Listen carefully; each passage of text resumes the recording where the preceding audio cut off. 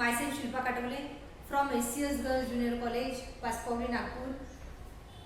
We have started the chapter Cell Structure and Organization, and today we will discuss about the endoplasmic reticulum.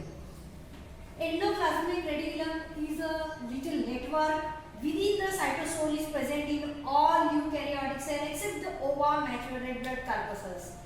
अब endoplasmic reticulum क्या होता है?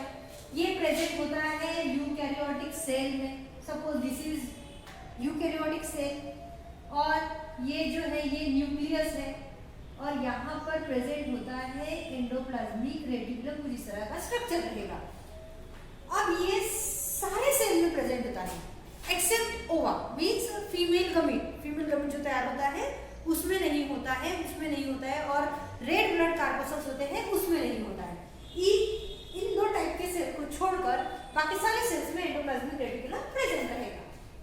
Under the electron microscope it appear like a network of membranous tubule and cell called system.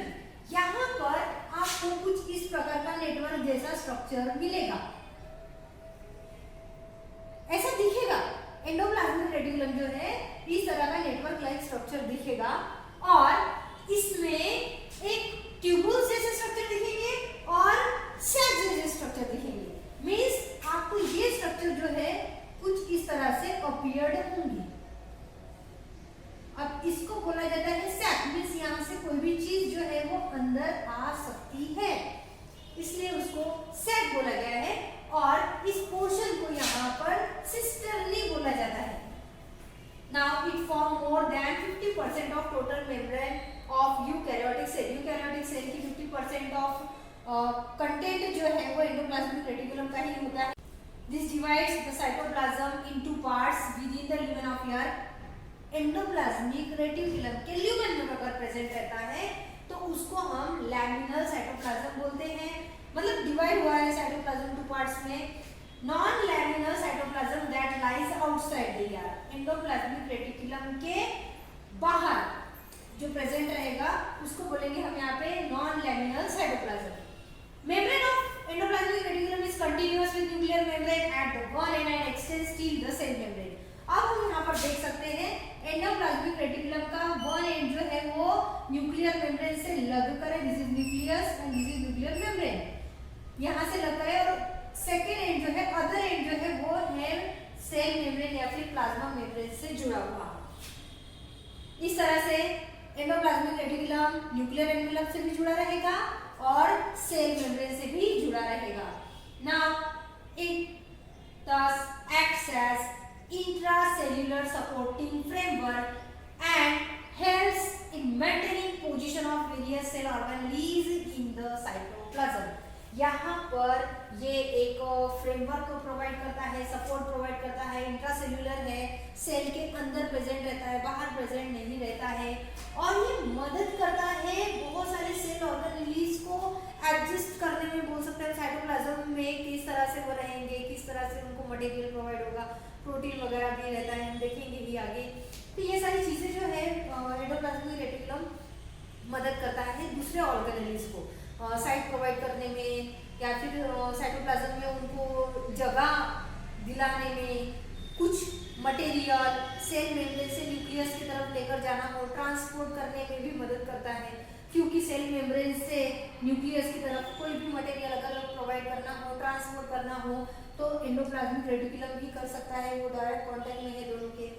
इस तरह से endoplasmic reticulum जो है ये अपना रोल प्ले करेगा. The outer surface of endoplasmic reticulum membrane may or may not be studded with ribosome. अब यहाँ पर हम बोल सकते हैं कि यहाँ पर दो प्रकार की एंडोप्लाज्मिक रेटिकुलम होती है.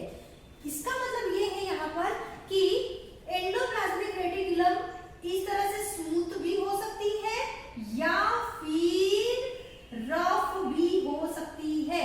ये इस प्रकार से यहाँ पर खड्डे जिसको बोलते हैं हम वो प्रेजेंट हो सकता है. पोर्शन जो एंडोप्लाज्मिक रेटिकुलम का यहाँ पे रफ हो सकता है, तो ऐसे में इसको स्टड बोला जाता है.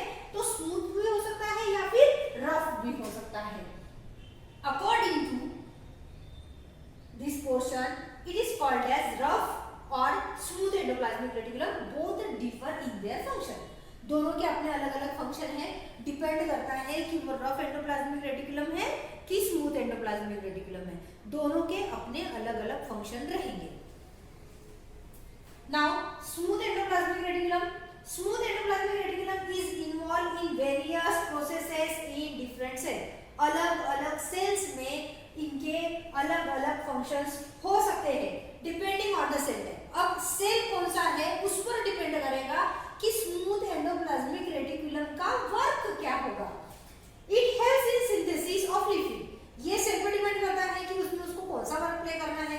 किसी सेल में वो लिपिड का फॉर्मेशन कर सकता है, जैसे एग्जांपल दिया है यहाँ पे steroid secreting cell of cortical region of adrenal gland. Now test and ovaries, detoxification of drugs and poisons, that is liver cell।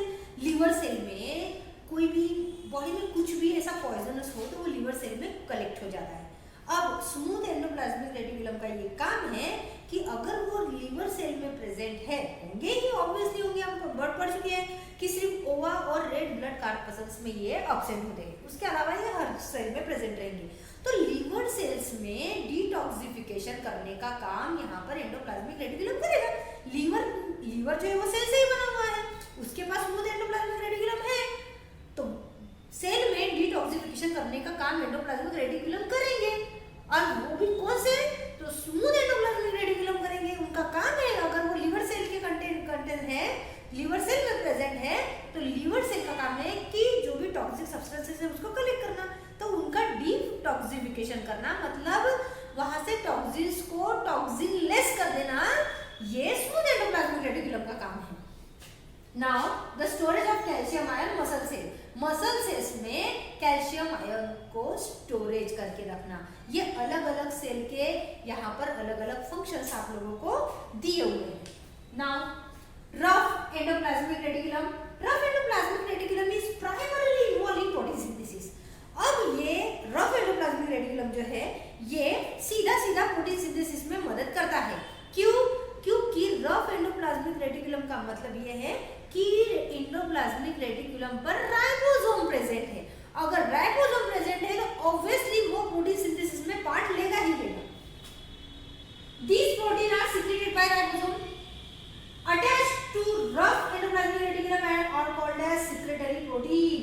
कुछ प्रोटीन्स जो है वो प्रेजेंट होते हैं राइबोसोम के साथ। राइबोसोम है तो प्रोटीन सिंथेसिस करेगा ही ऑब्वियसली, इसीलिए वहां पर बोला गया है कि this protein are secreted by ribosome. Ribosome तैयार करता है और ये जो है ये रफ एंडोप्लाज्मिक से लगकर रहेंगे, इसलिए इसको सेक्रेटरी प्रोटीन बोला गया है, क्योंकि यहाँ पर ये एंडोप्लाज्मिक रेटिकुलम ने नहीं तैयार किया है, ये राइबोसोम ने तैयार किए हुए प्रोटीन है। These proteins get wrapped in membrane that burst off from transitional region of endoplasmic reticulum। अब ये जो प्रोटीन है, सेक्रेटरी प्रोटीन है, ये मेम्ब्रेन में रैप रहते हैं, लेकिन कुछ टाइम के बाद ये उससे निकल जाते हैं। जो ट्रांजिशनल एंडोप्लाज्मिक रेटिकुलम है उससे ये प्रोटीन निकल जाएंगे, सेपरेट हो जाएंगे। Such membrane bound protein depart from endoplasmic reticulum as a transport vesicle। और जब वो एंडोप्लाज्मिक रेटिकुलम से बाहर निकलेंगे, उससे अलग हो जाएंगे, तो हम उसको यहाँ पर ट्रांसपोर्ट वेसिकल बोल सकते हैं। Rough endoplasmic reticulum is also involve in the formation of membrane for the cell. Rough endoplasmic reticulum जो है ये मेम्ब्रेन फॉर्मेशन में भी मदद करता है। सेल जो मेम्ब्रेन फॉर्मेशन करती है उसमें भी इसकी मदद होती है। The endoplasmic reticulum membrane grows in place by addition of membrane protein and phospholipid to its own membrane। अब यहाँ पर एंडोप्लाज्मिक मेम्ब्रेन जो है ये अपना साइज को बढ़ाती है, अपनी लेयर को बढ़ाती है यहाँ पर, और एडिशन हो रहा है यहाँ पे प्रोटीन का, फॉस्फोलिपिड का। अब हमें पता है, हम प्लाज्मा मेम्ब्रेन के बारे में पढ़ चुके हैं कि जो मेम्ब्रेन है, प्लाज्मा मेम्ब्रेन वगैरह जो बनती है वो उसमें फॉस्फोलिपिड भी चाहिए होता है, प्रोटीन भी चाहिए होते हैं, इसलिए यहाँ पर मेम्ब्रेन का फॉर्मेशन जो होगा उसमें प्रोटीन और फॉस्फोलिपिड का एडिशन होगा। Portion of this expanded membrane are transferred to the other component of endomembrane system.